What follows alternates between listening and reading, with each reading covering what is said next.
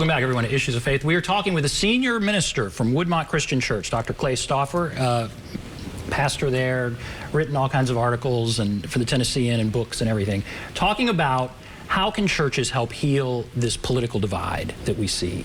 And I wanted to ask, now that we're coming back from break, we kind of set things up in the first segment. Do you think people worship politics? Is that something that you see, and how concerned should we be about that? Well, here's what I see from the pandemic, and this is, I'm not the only one that has this view, but I think during the pandemic, people were shut down. Many churches were closed, at least for a while. And I think for a lot of people, politics became a religion.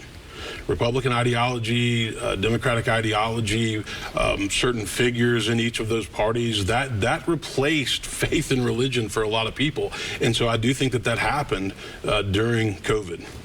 And what is the Christian response to that? How do we turn that around? Well, it's a reminder to everybody that politicians on the left or the right are going to let you down. They're human. We worship God. We follow Christ. We cannot put that kind of faith and loyalty into a politician, because they will disappoint. And everybody's learned that lesson. But I think it's also just it's important to remember that you're called to be a Christian first, and then a Republican, Democrat, Independent second. And some people have that order backwards. They figure out what their ideology is or their talking points, and then they pull in Scripture or the Bible or God, whatever, to endorse what they already believe. And that's actually backwards. You start with Christ, and then you see what his teachings in the Scripture has to say about the issues of the day. What would Christ think about the state of things now? He was passionate in what he believed, and so he would maybe not shrink from a fight. But what do you think? I don't know that you can speak for Christ, but what do you think? If he came down and saw this situation. Well, I think that Christ would be very surprised by the behavior of some of his followers in terms of the way that they carry themselves, the way that they fail to have respectful, intelligent, informed dialogue, a lack of empathy and compassion for somebody who has a different view. I think he would be surprised by that. But I also think that, again, a lot of the things that we are so passionate about, I wish we would put that same passion into some of the tenets of our faith.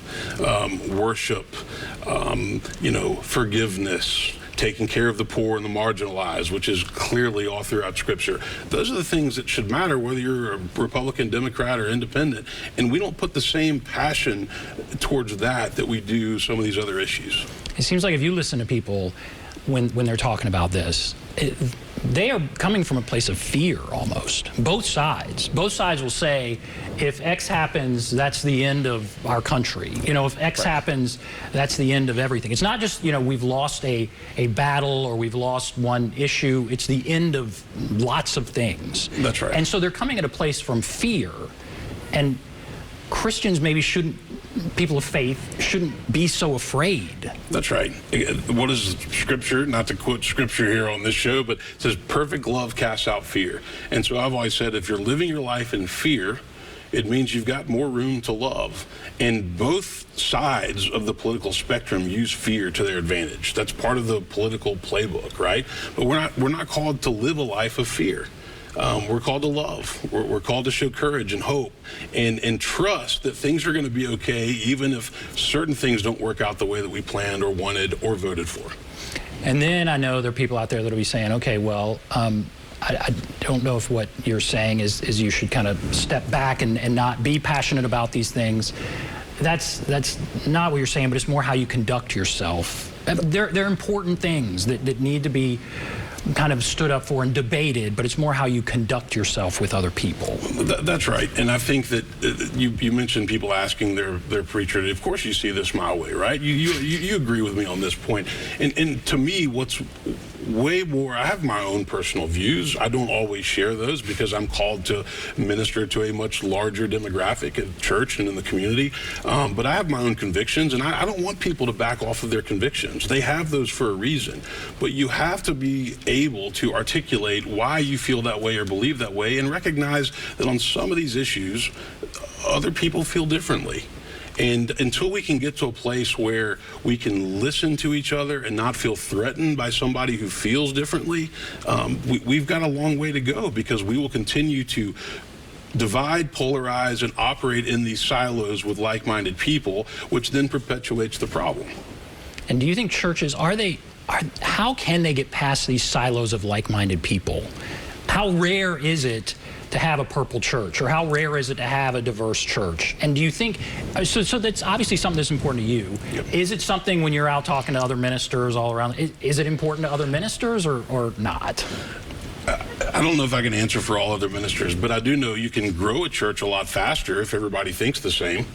So if everybody's on the same page, if they all vote the same, if they all, feel the same way, then you can grow a church a lot faster. But I do think that, unfortunately, purple churches have been disappearing because, like I said earlier, we've been sorting ourselves out by ideology and partisan politics. And so, to answer your question, form relationships with people that you respect, that may see the world differently, and then sit and listen to why they feel the way that they feel. And the goal is never to convince them that you're right and they're wrong.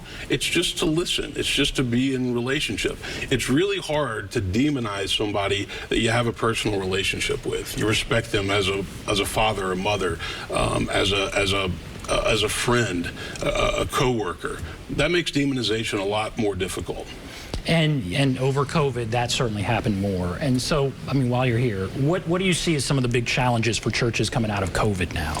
Well, I wrote a piece where I said that most churches are somewhere between 60 and 80% of their pre-pandemic attendance. And then you add in streaming and online is now a thing, right? People expect that. Churches should pay attention to that. So getting people back into the rhythm of worship and, small groups and mission is really important. I think this has been a chance for churches to really ask the question, okay, what really matters the most? In other words, a lot of churches were doing things that may not have been having that big of an impact, but vibrant worship, small groups and classes, mission and serving, that's what people miss and that's what they want. And there are some people that have not come back to churches and to Christianity since the pandemic, and that's a really sad, byproduct of the 2 years that we went through COVID. But I think churches have a chance to restart some things and to say, is what we're doing really making a difference? And let's focus on the things that are making a difference. And when you look to threats to churches, is this political situation a major threat in your opinion? Without question, if you can't figure out how to navigate it, then it's a threat. Because if people feel like they're only going to be accepted at your church if they vote a certain way or hold a certain ideology, then you've missed the point of what church is about. It's not about that. That's secondary. It's about worshiping God. It's about following Jesus. It's about being in community, loving and supporting and encouraging each other. But if churches don't navigate this topic intentionally and carefully, then it can do a lot of damage to a congregation. So, all right, we have 3 minutes left. Let's go back to Walk Through Bethlehem. Right. So that's going to be on December 11th. December 11th, not December 11th, 1 to 7. And that you just want to invite everybody to that, right? Absolutely. This is something that you can bring your family, you can bring relatives, friends. It is an open event, and this is an example of something that brings people together. When you're dressing up as a wise man, or you're working in the village of Bethlehem at the wine shop or the woodworking shop, your political ideology doesn't matter. And so this is a way for our church to not only bring our people together, but to offer up this amazing gift to the Nashville, Middle Tennessee community that reminds us right there in the middle of Green Hills, where you have the mall and the stores, what Christmas is all about, which is the birth of Jesus Christ. And so this is an example of something that should bring hope and peace and joy and love to the community. And so we love doing it. And people that have been around a while, I saw when Governor Lee was being interviewed by you at the church, and all those interviews are online. That's with right. The faith and civility in the public square. He mentioned that there used to be live cattle or something that were brought to the church a long time ago? Governor Lee grew up at Woodmont, so he was there when he was young, and his family is farmers, and they used to provide the cattle. We bring in camels and goats and donkeys, and all of that will be there on December the 11th. And so, yeah, he was a part of it when he was in the youth group, and that's where it started. It was a live nativity scene put on by the youth group, and it just kind of grew and grew and grew. It was just one of those things that took off, and here we are years later, and we own this great tradition in Middle Tennessee that we invite everybody to come be a part of. Well, very good. Well, that'll be Sunday, December 11th, 1 to 7 p.m. Thank you so much for coming on. Always good to be here, Ben. Yeah, I really appreciate it. Good discussion. Have a great day, everybody. Thanks for watching Issues of Faith.